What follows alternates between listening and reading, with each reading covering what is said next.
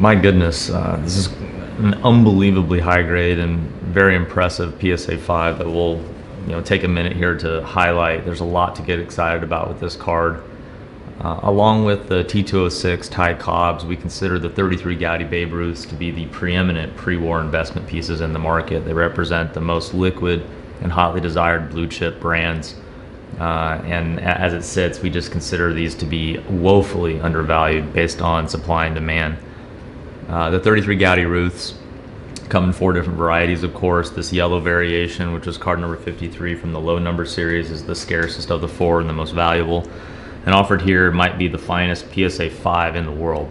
This is a jaw-dropping example, which we feel is very conservatively assessed and frankly outshines 7s. Frankly, any 7 we've ever seen, for that matter. I've never seen a 7 that looks as good as this 5.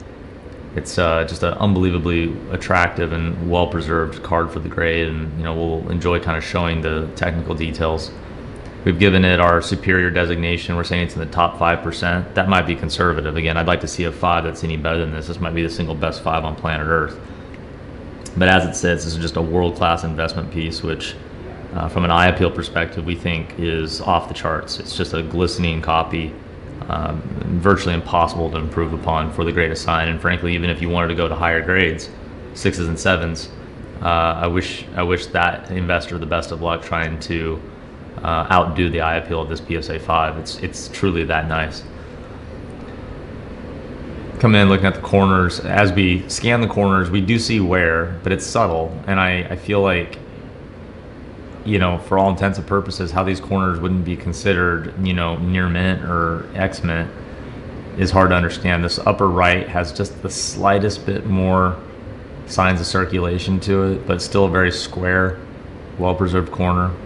Kind of a similar story to the lower right, but still very square and very attractive corner overall. From the back, the story is very similar to the front.